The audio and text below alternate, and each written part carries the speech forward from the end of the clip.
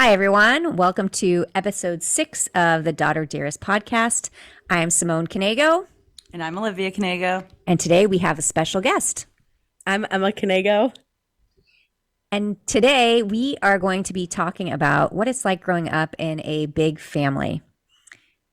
Chaos, yes, but I think there's so much more than that to it. So we're going to kick it off by talking about the basics of a big family. Yeah, I feel like we need to explain. Can I hold it? Yeah. Explain how large our family is. So I don't know if we've previously talked about this, but I'm number 3 in the chain of order of command, I guess. So Emma's my older sister. She is number 2. And then I also have an older brother, Jacob, who is obviously number 1, but I was trying to remember how old he was, and I think he's 26. Oh, I thought 27. 27 in June. I can't remember how old anyone is. And then I have 3 younger siblings who are all adopted, which I also don't think we've mentioned on the show before. Maybe we have. Of course we have, yes. Yeah, but not like explaining. Okay. So there's Ari. Ari is a senior in high school. He is 18. I'm going to try my best with the ages here. And he's from Ethiopia, and he plays lacrosse. And he's very athletic, which is a shock I feel like for you guys, it was a shock because none of the older kids have an athletic bone in our body. It's like there's no coordination between any of us. Like maybe combined, we could all walk in a straight line. And then there's Noah. Noah is 16. He was adopted from South Korea, and he is a sophomore in high school. And finally, there's Millie, and Millie is 15? 15. Mm-hmm. Okay. She's going to be mad at that one if she hears this. Oh my gosh. She's 15 and she's a freshman. So she's the baby of the family. So yes, there's a total of 6 of us, 7 on the days where my father is acting like a child. So, I forgot he listens to this. He listens to this. You are my God, so this busted. was like news to me when I found this out last week. So yeah. I guess, it was always chaotic growing up. Earlier today I was babysitting, and it was early in the morning. So one of the younger kids, he was still going to school, and he was having a bad morning, and the mom kept apologizing to me, and I just don't think she realized that whatever happens in their house is nothing comparable to the mornings in our house. I would agree. I mean, we were chaos, and that's just part of having a big family. I mean, you try to keep things under control, but guess what? When you're raising 6 humans, you never know if they're going to go left or right, and you say right and they're going to go left. That's just how it works. It's not easy, but definitely rewarding. And so Emma, being number 2 of the family, she's seen a lot of it. So I'm going to have her talk a little bit about what it's like to be part of this big brood. Well, yes, I am the oldest. I also left. So I've been out of the house for 5-6 years now. So I was like, when I was there, it was all 6 of us in the house, 6 of us. And then we have the 4 dogs. And at one point we actually, my mom and dad fostered a kid. So there was actually 7 kids at one point. So it's definitely chaos. It's definitely loud. There's never a moment of peace. I definitely learned how to block out every possible noise ever. So like I'll be studying or I'll be reading, and my friends are like, how can you do it? I'm like, oh, I don't hear anything anymore. Nothing phases me anymore. Anything can happen. I'll be like, okay, and continue with my day. So that definitely is a big aspect of it. Nothing surprises me anymore. If anything happens, I'm like, something worse has happened before. So yeah, that's my take on it. Yeah, I mean, growing up a big family, being a parent in a big family, never thought that was going to be my role. I thought I wanted 1 child. I know, right? You're laughing at me. My husband wanted 6. We had 1, and then I said, oh, I'd like 6. And he's like, I think we're good with 1. But guess what? I won. We kept going. And, and it's good chaos though. But there's certain things you do in a big family that you don't necessarily do in smaller families. So we have, if every little issue became a really big deal, we wouldn't be able to function. So we really try to teach the kids that when something happens, if it's a big deal, let us know. If it's not such a big deal, figure out how to take care of it. So I have one great story just from like, I want to say it was about 3 years ago. You guys weren't home. I was a freshman, so yeah, 2-ish years ago. Yeah. So we were, we were getting ready for school. I'm in my bathroom, and I've always told the kids that, and my husband too, he's a physician, and it's like, okay, if you cut yourself, clean it up, put a Band-Aid on. It's not the end of the world. But if there's pulsating blood, you call us, okay? Otherwise, take care of it. It's not such a big deal. So sure enough, this morning, Noah screams out to me, I'm bleeding really bad. And I was like, okay, what does that mean? So of course I come into the family room. This was not what I expected to see. There was like a blood trail all around the family room and the kitchen. Why do you keep moving?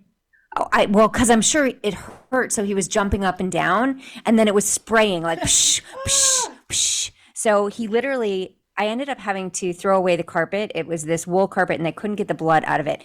It looked like someone was slaughtered on the carpet. So I come into I see that. That's the first thing I see. And then he's in the poor kid, he's in the bathroom trying to put a Band-Aid on it. And he's like sitting in a pool of blood. And I was like, okay, bud, thank you for trying. A Band-Aid's not going to work for that. And so, of course, we had to take him to the hospital, and he had to get stitches. And the funny thing was that when I called my husband and I said, so I need to FaceTime you. I want to show you what's going on. And in the past, anytime something had happened with the kids that like there was blood or, some kind of injury, like it stressed him out more than anything. So with his daily routine, I mean, he's a surgeon. It doesn't affect his life. Like he can operate on anyone, anywhere, and totally, I mean, that's what he does. But for some reason, when it comes to the kids, he has this complete like breakdown of what's happening. Yeah. And so I said, of course I wrote about it in my book. So he was like, okay, from now on, if there's a situation like this, I'm going to prepare myself. I'm not going to freak out. So I called him first and I said, hey, there's a lot of blood and Noah's injured. So I need you to take a look at it. Can I FaceTime you? And he said, I promise I'm not going to freak out. And he didn't. So I FaceTimed him and he's like, okay, I'm turning around. I'm coming home. And obviously we had to take him to the hospital and get stitches put in. But, it was just kind of like one of those funny things because we always say like, okay, in a big family, like if you get an injury, are you dying? Yeah. Are you dying? Are you really that injured, or can you just put a Band-Aid on it? And so most of the time we're like, put a Band-Aid on it. In this case, obviously a Band-Aid didn't work. It's an example. Do you remember the time that, were you guys home the time that Millie threw the squirts on it? Yes, we both were. I have a distinct memory of it happening in my head. Millie and Noah, for a while they were best friends, but they were also best enemies. Part of being siblings. Well, it right? is part of being siblings. Like it's like the funny thing that you will fight with. Like Emma and I got into major fights growing up, and then like 5 minutes later we'd be like, I'm hungry. Can we go get something to eat? Like it's just how it goes with siblings. But this fight between Noah and Millie was particularly bad, and they normally are, but like at a sibling level. And I don't even know why it started. Who knows with them? She probably said something in a tone of voice he didn't like, and he said something nasty back, and that's usually how it goes. It's like, but this time, Millie, and she was younger, so like you can't hold this against her now. It's probably, I don't know how old. Yeah, it was a while ago. It's a while ago, but and so she was holding some. Oh, and you know what the fight was about? Noah wanted the water gun that Millie was holding, and she was like, "Fine, you can just have it." And it was like he was standing on one side of the pool, she was standing on the other, and she chucked it at him, hit him right there, and he still has a scar to this day. She was so upset about it afterwards too. She felt so guilty. But yeah, and of course he milked it. He was like, of course he was in pain, but afterwards, like, oh, Millie gave me that scar. It's all Millie's fault. Well, the funniest part of that, so she hit him right between the eyes. Yep. You said right there, but if they're I listening, guess they you're can't. Right, you're right. They can't see what you're doing. But we're watching it. Yeah, he's got a Harry Potter scar. We were watching it go down from inside the kitchen, and as soon as Rob saw it happen, he runs out and grabs Noah, and instantly, as soon as like it hit him, like blood was pouring down the middle of his face.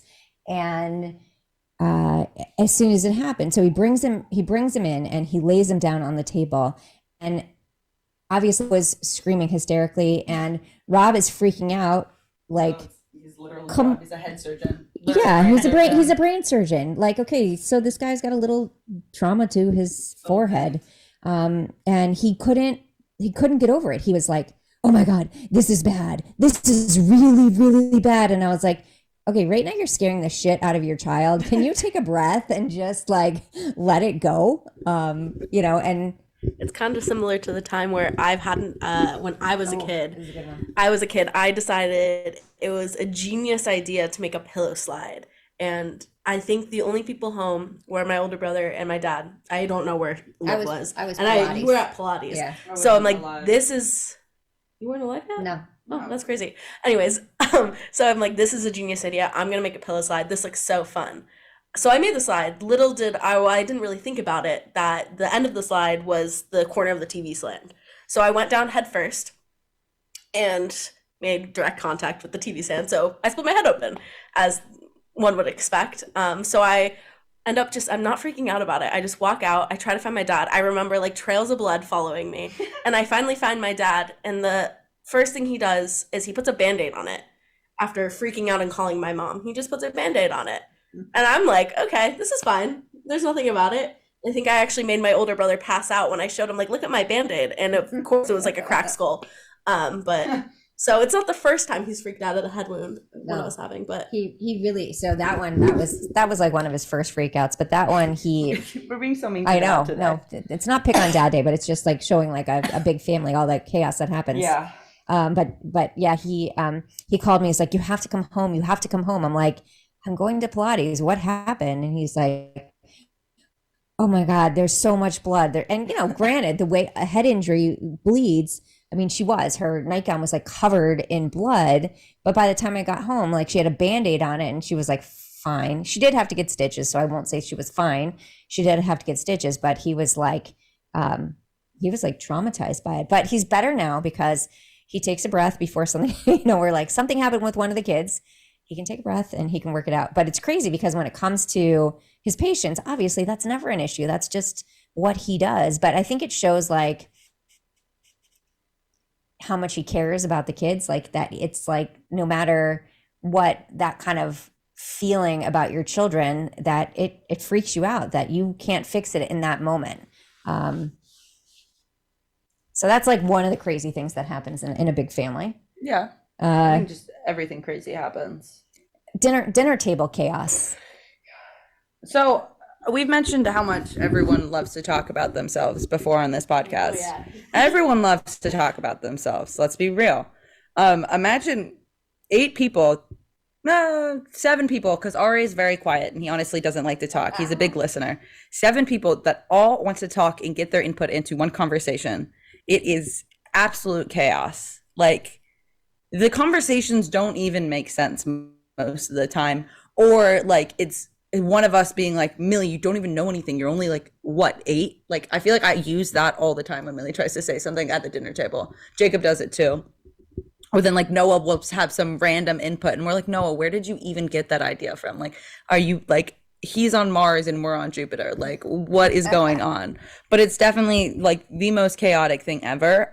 But to me, it's completely normal. And I thought just like everyone had dinner time conversations like this, like everyone sat down. And dinner was like a big thing in our house. Like, it was kind of everyone sits at the table, even if you're not eating, because Noah's a particularly picky eater. So, depends on the day. And my dad would always try to make an effort to be home on time so we could all do dinner together. So it was like the time of day where everyone went around, but it wasn't like one at a time going around. It was everyone go at once. Let's see what happens. So my boyfriend was here, or he went to our house for winter break. And after the first dinner, he was like, so are all of them like this? Like, do you guys always talk this much at dinner? And I was like, yeah, you guys don't? He's like, no, I don't think like we normally speak at the dinner table. So that was like a big shock to me to realize most families aren't like this.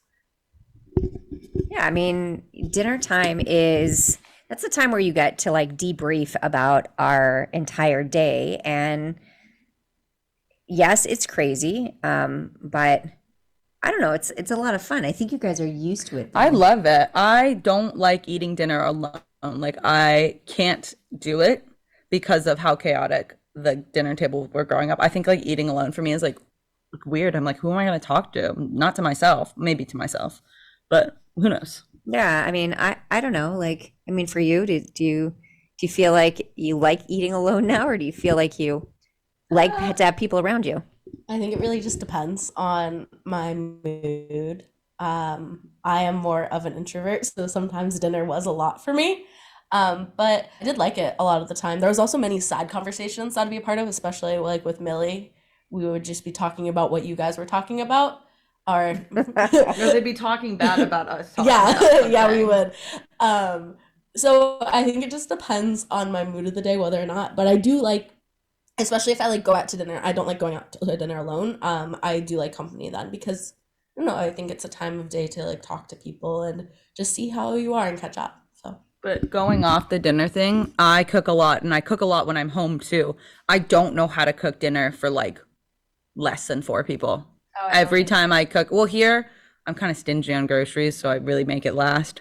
But when I have like full resources, I truly do not know how to cook less than 4 people. Like I always make huge meals because that's what you have to do. And even like now when I come home and the younger kids are kind of picky. They're not picky, but they like what they like, and they don't eat it unless they want to eat it. If I guess that's like a fair way of saying it. Yeah, we always had the rule that if you don't like it, then you can make yourself something else. And, that worked pretty well. I mean, Noah has always eaten something else. So, at least he can do that now. But yeah, I mean, I cooked one. Otherwise, I'd be a short order cook all day long. Yeah, and you're not a restaurant. But the way my dad still cooks is that I'll be like, oh, I'm hungry. Like, can we have steak for dinner? Because, red meat as a college student, that's huge, right? And he'll make like 4 steaks. I'm like, who is eating this? Like, not me. Like, I can eat maybe half.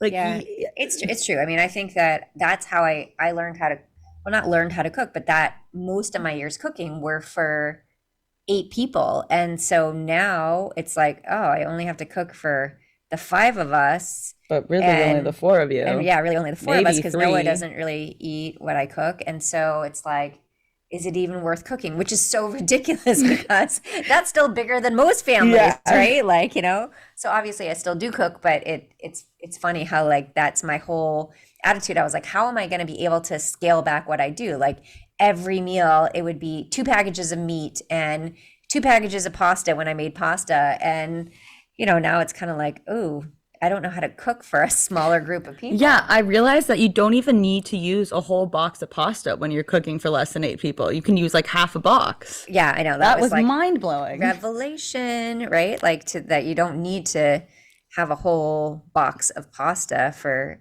anybody. So yeah, I'm learning how to scale it back because it's hard. But I think also like for the kids, they're so used to having, I say chaos, but having like somebody to talk to. So that, you get to choose, right? Yeah, I hate being alone. I live with roommates and I'm always so lonely when they leave. Like the first hour or 2 is great because I'm like, oh, free time. And then I'm like, oh, this is like, this kind of sucks. Like I have no one to talk to. And then I try to FaceTime everyone. Yeah. No one answers. That's what I do. And then I'm just like, oh, this Like- really sucks. Yeah. When my roommates aren't home, I'm for the first hour or 2, I'm like, okay, great. Like I need my alone time. We've talked about this. But then after a while, I'm like, oh God, I am so bored. And then that's why I end up talking to you, Mom, for like, Oh, because she's 3 hours bored. a That's the day. only reason she talks don't to me. even lie. Sometimes she'll text me and be like, I'm driving home. Can I call you? I'm bored. Yeah, I've been in the car all day. That. Can I call you? Yeah. Like, what? You're using me too. Yeah, I do. You're right. But, I do think they're so used to having a choice of who they interact with as well. So if someone is pissing you off, you get to choose a new You can go person. next door. Like, Yeah. if I'm mad at Millie, I still have Emma. Right. And if you're mad at Emma, you have someone else to hang out Although with. sometimes growing up, I'd always be like, oh gosh, I wish there was another one. Like I'm bored with everyone today. I wish there was someone else to talk to. Yeah, I mean, these kids are crazy. Really, another one? But Millie would say the same. Actually, she thinks now is the perfect time Well, I for think that another like one. a perfect time. No offense to you, but like, I'm old. yeah, having a Yeah, baby right now. I couldn't have a baby if I wanted to, True and that. I wouldn't get approved for adoption anymore. I'm old. Like, I'm Yeah, old. like what? That's crazy to And me. I'm tired. Like, six is a lot. Yeah, So, I completely agree. but there was one summer when everybody was gone except for Millie. So they were at summer camp. Everybody was somewhere, whether it was a summer program or summer camp or whatever. And there was 2 weeks that Millie was going to be home completely by herself with me and Rob, and that was it. And so I remember we took her to this movie theater called Cine Bistro. I forget where we were watching, and we were talking right when we went in there. We were talking, and I was like, "So, how do you feel about being an only child right now?" She's like, "I wouldn't call myself an only child. I'd call myself a lonely child." And she was like, "It's like boring without all the other kids here." So, you know what? They might fight all the time, but they don't like being alone. They want to have like some kind of constant interaction because that's what they're used to. And that's what I'm used to too. Like I'm used to like something happening all the time. So when it's quiet, I'm like, what do I do now? Well, you're also suspicious, especially with the 4 dogs. Oh, If it's too quiet, they're doing something. Or especially Millie and Noah, if they were too quiet growing up, we'd be like, oh God, what are they up what are to? they getting into? But I mean, now that they're older, it's different. They're teenagers. So, they want their personal space, but still I think they get bored when it's just too quiet around the house. They'd rather fight than have it quiet. 100%. That's pretty much it. But I still love the lonely child. I thought that was like a very appropriate term in our house. And then I remember she'd always talk about there's 1 year where she will be the last kid at home because she's a freshman and Noah's a sophomore. So her senior year, unless one of us moves back home. Don't say it. I'm not trying to. Oh my God. Speaking of not moving back home, guess what, guys? I got my internship today. Off topic. We'll get back to that later. She doesn't need to plug for it anymore. I don't need to plug one. for it. But Okay. Millie always talked about that was the year, that year she's going to be such a lonely child. And yeah, I don't know what I think she's going to be so bored. Yeah, I mean now she still doesn't really hang out with her brothers. I mean, they all kind of do their own thing, but I think it's the idea of knowing they're in the house and that kind of like helps with the quiet. But yeah, she was like, what am I going to do that last year? I was like, you're going to enjoy the dogs? I don't know. I mean, you're going to hang out with me? I'm sorry. And she's going to be a senior, so she's going to be hanging out with her friends. But for her, it's such a weird thing of being the youngest of 6 kids and then having a year where she's completely alone. I wouldn't say completely, but completely alone. She doesn't know how she's going to deal with it. So what do you think some of the other like issues of, not issues, but maybe struggles of having a big family? Like I think back to traveling. Oh, that's what you think of first? Well, I think of Dad always going through the list of names before landing on ours. Like he would, Millie, Emma, Jacob, oh, Liv. Like always.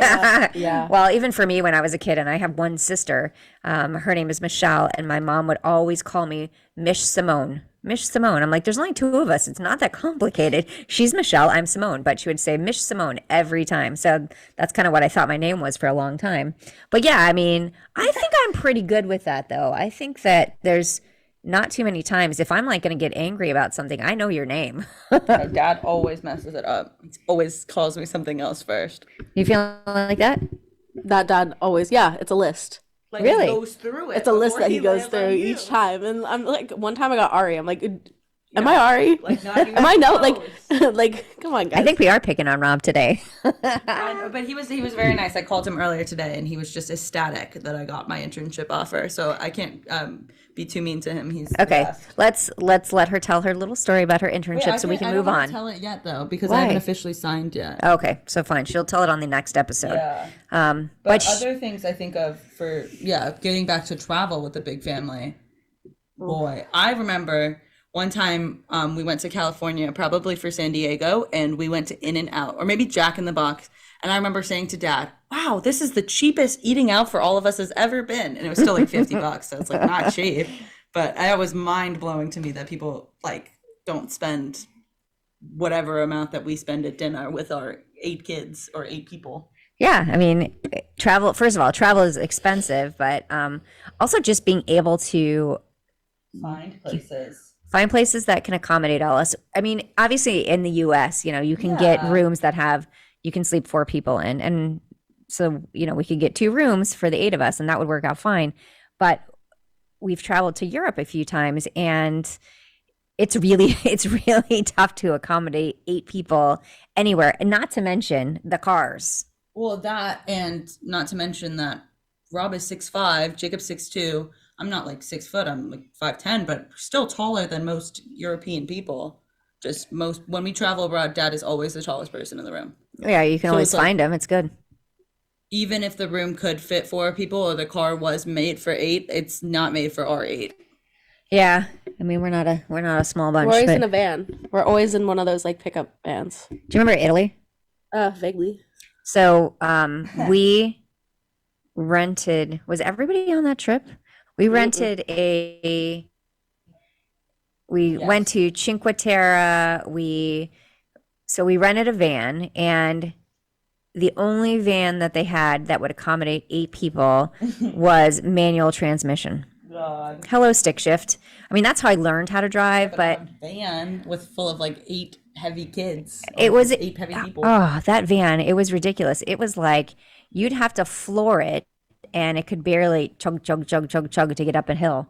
And we were staying at this place in Cinque Terre and we pulled off on the side of the road and I said, you guys are gonna have to walk up the hill. It was this steep hill and I was like, I'm not risking your lives to try to get you up this hill. Plus part of the road was washed out.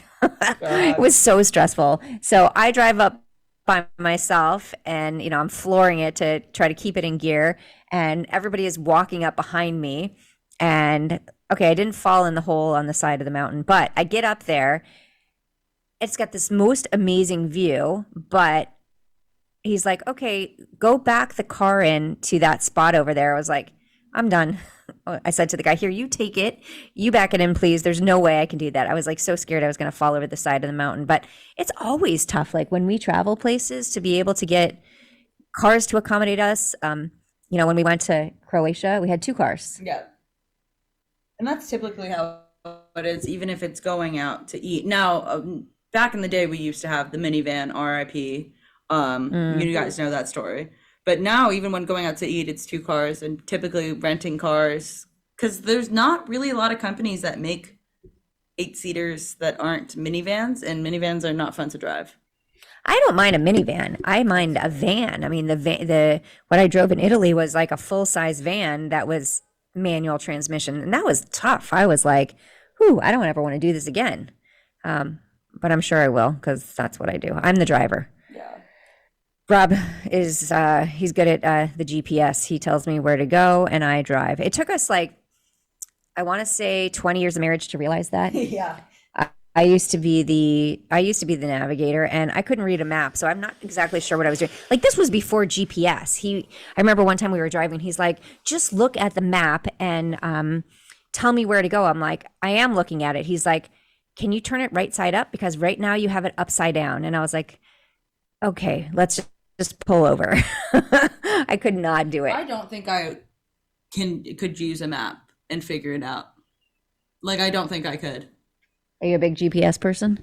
Yeah, but I can read maps. I track my route and stuff before I even click on it. So I know how to read maps. Yeah, see, you got that from me because I can't. Oh yeah, that's right. Olivia still drives. She puts her hands up so she can see the L for left. So she'll have her hands on the steering wheel, and she's like, oh, there's left. I'm going left here. Yeah, that's not from a big family. That's just Olivia. She can't help it. But we all have our strengths and weaknesses. Yeah, and the other thing is like you can tell this story about us putting you in charge when we went to Peru. Okay, I'm bitter about this. Why am I bitter? Because they will still to this day, or no, it's not even about me doing it. It's more of why don't they put the other kids in the position that I was put in? So they went to Peru, no, the younger ones. Because now, they went to Peru and I was old enough to drive. I don't remember if I was 16 or 17. And it was just me and Noah home because Millie was with her friends. Ari, I think they were both on trips with their friends. So it was just really me and Noah for like 2.5 weeks. And the reason I say I'm bitter about this is like when they're like, oh, what are we going to do with the kids when we go on this trip? I'm like, when I was 16, you had me watch them. Why can't they do the same? Like, Ari's 18 now. She's like, it's not the same. It's not the same. Whatever. Okay. I don't know if that's a compliment or just, I think it's a compliment. I'll go with it's a compliment. Okay, you go with that. But so I was full mom mode while it was just me and Noah. Noah had like baking camp every day. So he would go to that. I would hang out with my friends. He'd come home and I would take him to all of his appointments.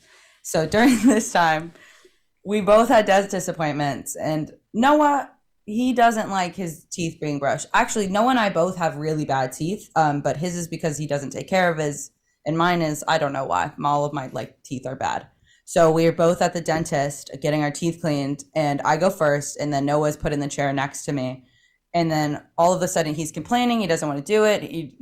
I don't feel good. And then like typical parent, I'm not his parent, but typical thought process. Oh, he's just saying that to get out of the dentist appointment. And the minute they put something in his mouth, he vomits all over the floor.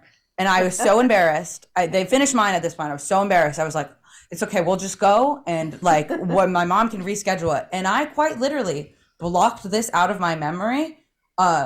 Like a couple of months later, my mom is like, why did I get a call from the dentist? I thought you guys had your cleaning. I was like, oh, I thought we did have a cleaning. That's really weird. And then I'm looking through my Snapchat memories, just like trying to find something a couple months after you were like, why did they reschedule this dentist appointment? And I see this Snapchat that I took that was like, Noah just threw up at the dentist office, #momlife. And I was like, oh my God, Mom, I know why they rescheduled his appointment. He threw up all over the dentist. So that was a fun one. That was like a precursor into parenting for me. But I was 16 and I didn't know how to handle it. Yeah, it was the funniest thing because, I just assumed the dentist visit went as planned. I never heard about it until I got the call saying, oh, we need to reschedule Noah's appointment that he missed. And I was like, what do you mean? And then I find out, oh, yeah, he vomited everywhere. That's fantastic. But you watched them. Where were we? South Africa last summer? You came home for that. Yeah. Yes. Yes, because I came home after graduation and after I went to Israel, right? Yeah. Yeah. It was pretty uneventful though then. I mean, they weren't really doing anything. They kind of just stayed in their rooms the entire time, and I'm like, I don't even know why I'm here, why I came down. Like, it was right before I started my job for the summer, and I was just like, I don't know, I'm here. They came down for dinner sometimes. Because they need an adult in charge. It doesn't matter if Yeah. they're like, I know. They need an adult in charge. So I did the first week of South Africa before Emma was able to come down because I could only do the first week because I was heading to my summer job. And the night before I had to get on my flight, Ari texted me at 5 p.m. Yo, I'm having a couple of the boys over. And then a couple of the boys turns into like 30 people coming over for a party. And I was like, oh, you're kidding right now. I have to be up at like literally 4 a.m. to catch my flight. No. And like one of his friends is on the floor, is crying, and I'm having to deal with that. I'm like, I hate you right now, or like I have to get on this flight. So it might be uneventful for you. Maybe I'm a pushover and you're just not. Yeah, I won't take that. Ugh, that's bad news for me. well, is it like they have different ideas? Everybody in the family has an idea of what each sibling is like, right? Like, so, I mean, if you were to describe Millie, what would be your description? Like in terms, Super smart, will not budge on anything ever. Oh, I was gonna say an absolute legend. I love her. Okay. She's a queen. so that's Millie. Okay, Noah. He's also a legend. Yeah. Okay, you can't just describe everything. You can't say he's a legend. Everything he does is so funny. Incredibly particular with his routine. Please do not mess it up. That is true. That is true. Okay, and then Jacob. Some days are good days and some days are bad days. Some days are good to talk to him. Yeah, I would agree with Liv. That's awesome. Yeah. He likes things his way. I mean, I would say that. Yeah. which isn't a bad thing. It just is. And, so like you look at the kids You and, didn't even ask about Ari. oh yeah, let's talk about Ari. Quiet. Very smart. He's very smart. He's also a legend. I love Ari too. Yeah, she thinks everybody is a legend. Yeah. Yeah, but they all have their thing. Oh, maybe you guys should talk about each other. She's a. She's Yeah. you're what? She's pretty smart. She gave you and you're giving her. She's pretty smart. She's pretty smart, and she is a really good person to talk to. We definitely did not get along when we lived together, and No. still when we get back, like, and we're living in the same bathroom, or we have shared a bathroom back at home. So when we're sharing a bathroom for like more than 2 weeks, that's when we start a fight. But when we're not together, why are you blaming it all on me, Emma? Emma, here we do you go. really? I Here can't we even. go. I Okay. can't even right now because there are some things I won't expose you for. But I just remember I could. Just remember I could. But I was about to say you're a great big sister when we're not together. She always has the best advice. She always picks up my calls, even when I haven't talked to her in a while, and then I randomly call her like freaking out. She'll still pick up and she'll still be nice about it. All she gives me was pretty "eh." amazing. Oh my god, I'm so good for this family. No, she's good. She's good too. She also always picks up. She gives good advice. I'll call her for advice too. So I think that's one of like the amazing things of having a big family is that, you have someone to lean on. And we always say like with all the siblings that, this is the most important thing is to have a relationship with each other Yeah. because, there's going to be a time where Rob and I won't be there and you guys will have each other. I know, don't start crying now. It's what the okay. heck? But, that it's really important that you have that, that support system with your siblings. We don't want to have like 6 separate units. We want you No. guys to really care about each other and care for each other. Yeah, and it's difficult because we're all really, really different people, and we all like, even looking at the career paths of me, Emma, and Jacob, we're all in such different things. Like Jacob's in engineering. My intersect with Jacob is that he also wants to be in fashion, but now I'm not even sure if I want to be in fashion. I'm in marketing. Emma's in, I don't like psych, right? Officially psych.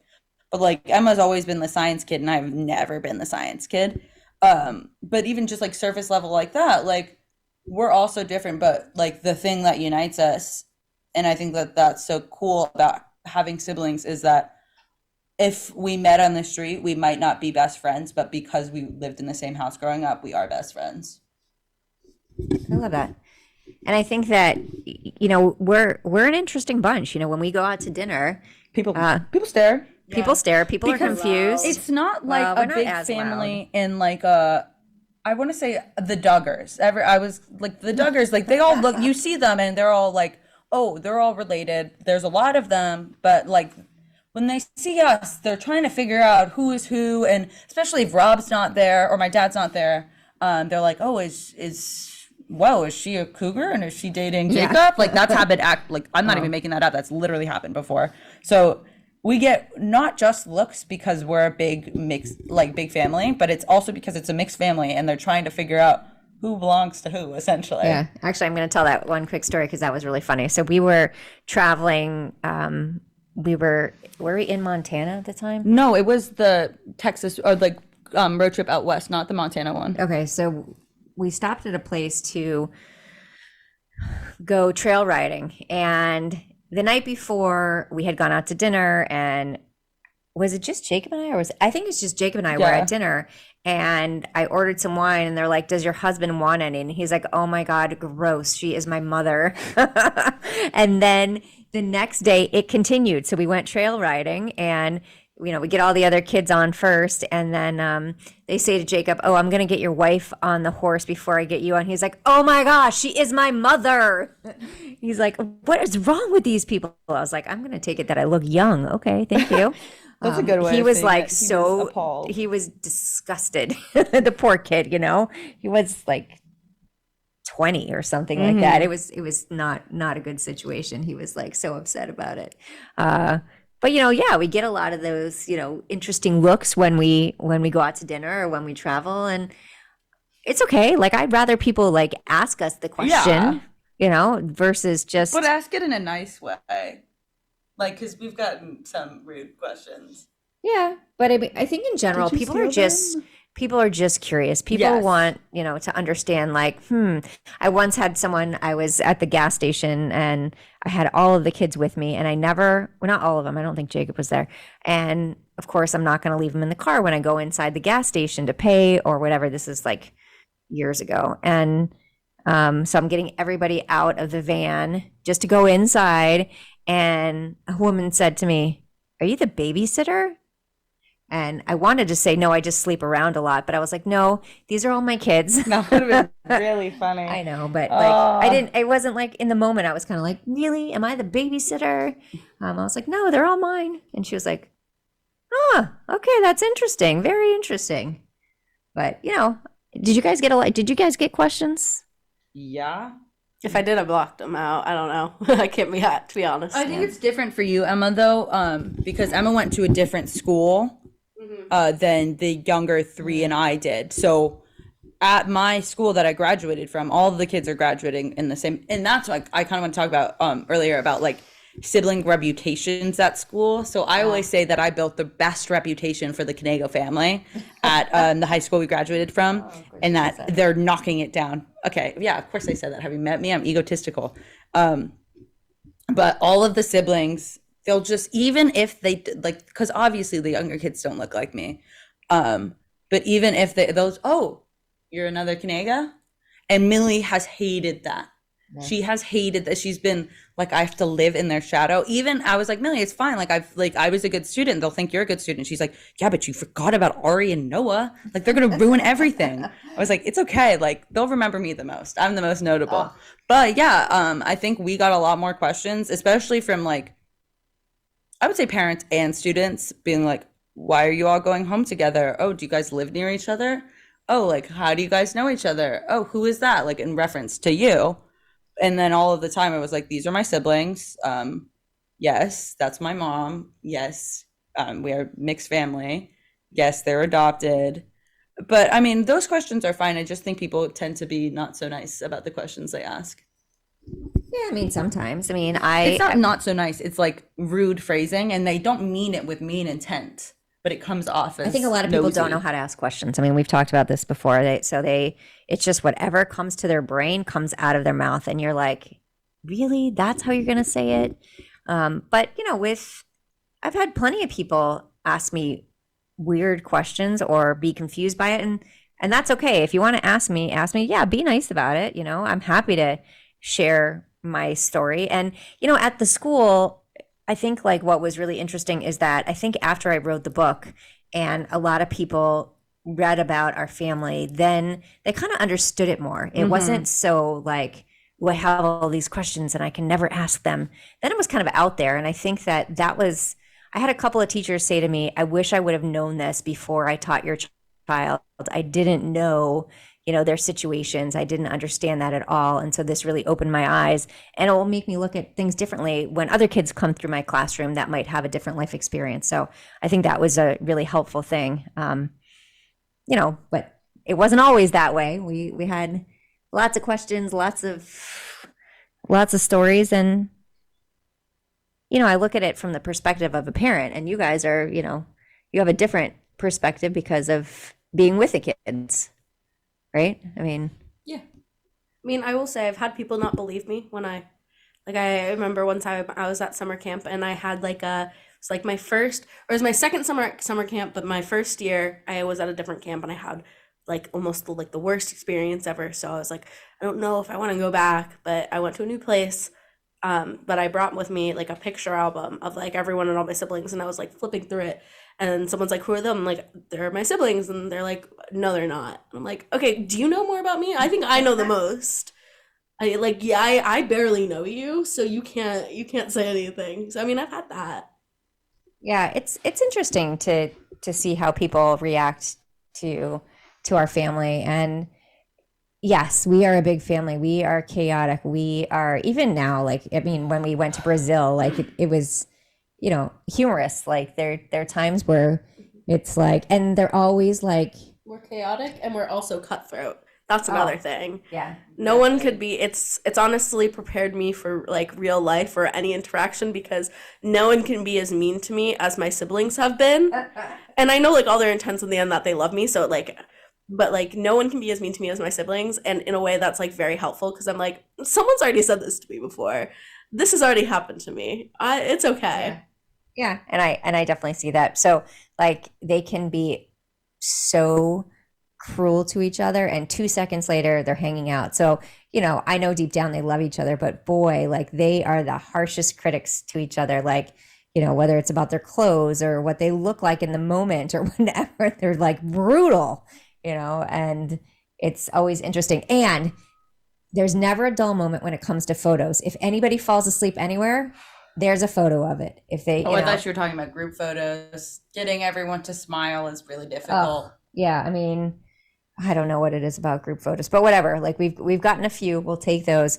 But every bad memory or every bad incident has been photographed. Like if you think you're embarrassed or in trouble, one of your siblings is laughing at it, and they're going to keep that photo forever. Oh yeah, I mean, so you know, we have even just from the Brazil's trip, there are so many photos of any kid who fell asleep, another one would take a selfie with them.